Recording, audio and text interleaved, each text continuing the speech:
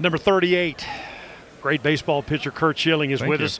Hey, Curt, we're here in Radio Row, and it was either you or Madonna, and you won. You won, buddy. I wouldn't have picked me, but I'm going to hope and guess that in East Texas I might be a little more popular than Madonna. I don't know. Maybe not. I think you hit the nail on the head. I think you are. I think you're here. Hey, tell me about your studio.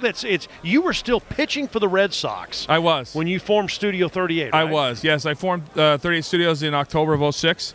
I ran the company for about a year, 07. We ended up winning the World Series in Boston, and that was kind of my last throw on the big leagues. And here we are 5 years later, and Tuesday, February 7th, Reckoning, our first ever game, launches, and it's been invigorating, exciting, terrifying, all the things you can imagine. But it's opening day on a second career, and I couldn't be prouder of my team and everything we've accomplished. You know, I guess people want to know, if you're a ball player and you're on a video game, did you ever play the baseball video games in the clubhouse and be you? No, you know what? Generally, you find guys, at least in baseball, all the sports games we play were football, hockey, basketball, something other than baseball. I never got into baseball games as an arcade game because I played the sport, and I said, when they can make a baseball game as hard as the real thing, I'll be interested in playing it. Until then, I'm going to play stuff I enjoy and have fun with, and that's always been fantasy. Think of the Middle Earth, Lord of the Rings kind of thing. That's what Reckoning and the game that we're making is set up in.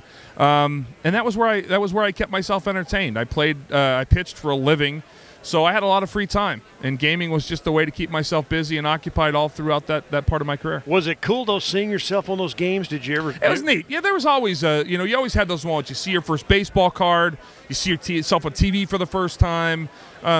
Excuse me. And then 23 years later, it's like it gets different. I'm proud of the fact that I got to do what I did, but I walked away. I was ready to leave, and I don't miss anything about it. In baseball, we're the Ranger station in East Texas. All right, you get one strike away from winning the World Series twice. More than twice in the same ball game. They say it won't affect them. Do you think it will? No. If they let it, sure. I don't think Ron is the kind of manager that would allow that to have an effect. They're not going to know unless they get back to a Game 6 in the World Series. I mean, I've had very few, if any, circumstances that have affected other situations farther down the line, unless I allow it. I mean, I think it happened in Boston on and off for 86 years. Mm-hmm. I think when you talk to guys that were on the 03 team, you heard guys talking about, I didn't want to be the next Bill Buckner. That impacts players, absolutely, and so it's going to be more of a team leadership managing kind of thing. You can't allow that kind of stuff to be that's poisonous. That's the kind of stuff that when that gets rampant in the locker room, you end up losing games for a lot of bad reasons. So it could affect them if they allow it. I don't think it will. The Rangers just signed Yu Darvish. Now, you played with Daisuke and all the hubbub that surrounded him coming in. Darvish looks different to me, though, just to look at him. What do you think? Oh, I hope he is. That's been one of the mysteries of my career. It was any Asian-born pitcher coming over here. You hear about all these things. There's a preconceived notion. They have an incredible work ethic. They do things this and that differently.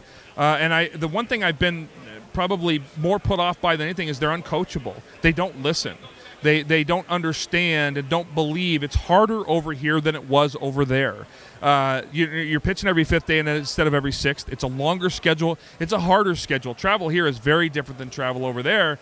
And Byung-Young Kim, Daisuke, neither one of those guys I felt like ever adapted to the big leagues. And I think it caused both of them a lot of harm and a lot of problems. And I was surprised by that because that culture, I always understood it to be very disciplined, very structured. And it didn't seem to me that same level of respect crossed over the sea. But, I don't know this kid. I've heard this kid is incredible and very different, and we'll find out. Now, you live pretty close to Patriot Stadium. Yeah, about 10 minutes. I live in Drew Bledsoe's old house. You played in three, 4 World Series, so you know what it's like to play for all the marbles. Yep. What are these guys going through this week? A lot of fun, a lot of nerves, a lot less nerves than you might think. This is the hard time, waiting. Yeah. I can't imagine, this is one of the advantages of baseball and disadvantages. There's no 2-week off period ever. And the difference is everything they play after the regular season is a Game 7. That, to me, is a very different animal. Every game is win or go home. It's different. But I would imagine physically they're ecstatic that they have 2 weeks off to recover and recoup.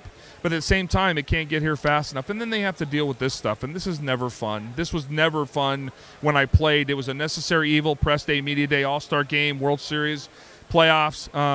But you had to do a lot of extra stuff, and I never enjoyed that because it was routine breaking. All right, 2013 Hall of Fame class. You're a part of that, and that's going to be most interesting. Not you, but Sosa, Clemens, and Bonds are all eligible. What do you think? In regards to what? Well, do you think that I don't think any make... of them deserve to be in. Okay. I think if you cheated, if you got caught cheating, I don't think you deserve to be in the Hall of Fame. But that's just my personal opinion. But on the other hand, you can make the argument that none of those guys except for Palmeiro actually ever got caught, got caught. Yeah, well, and I'm playing the devil's advocate. No, you're right. You, okay? But this is the conversation. It's a legitimate conversation for everybody. At the end of the day, it's what these writers are going to vote on what they believe. Whether it's proven. I'll go right to a guy Jeff Bagwell. Mm-hmm. He was never mentioned in anything. He's a Hall of Fame baseball player. He's one of the best first basemen to ever play the game. But he probably never gets in. What do you think? I don't think he does based on the vote totals. I don't understand that. Yeah. His name was never linked with anything. Those three guys you just mentioned, absolutely the opposite. Mm-hmm. Yeah. And Jeff is paying for I don't know why, but it's why it doesn't faze me. I'm proud of the career I had. I was blessed by God to throw a baseball very hard and very accurately, and I got to play with some of the greatest players that ever lived, and I owe the game far more than it could ever owe me. I'm done playing. And so if I make it to the Hall of Fame, that's awesome. I would be very proud of that. I can't control it, and it seems to me to be kind of a randomized process. So I have 4 kids, a wife I love, and a life that's busy. I'm not going to spend a minute worrying about something like that. You competed against all those guys. You know them well. You pitched against Clemens. Do they offend you? Do they make you mad? How do you feel about those guys? I'm done. I'm bothered. I'm proud of the fact that I beat them, and I was playing fairly, and they weren't. But at the same time, I played on teams with guys that did it too. I don't believe there's been a clean world champion in a long, long, long time, and that's unfortunate, but that's just the era I played in. And unfortunately, the other pieces, it falls on me. It falls on me. I was a player. I was a player rep. I didn't do anything about it. And so it makes it my fault for not, as much as anything else, for not standing up and for not taking a harder stance to make it change, because it was much more prevalent than I thought it was. That doesn't make it okay. It doesn't make it right.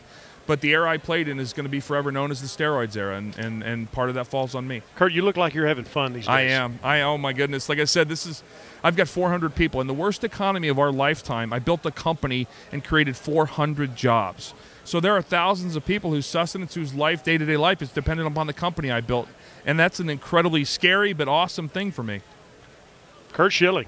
Thanks a lot, Curt. Thank you. I appreciate it, man. Thank you. Hey, thanks, buddy. Thank you. Thanks a lot.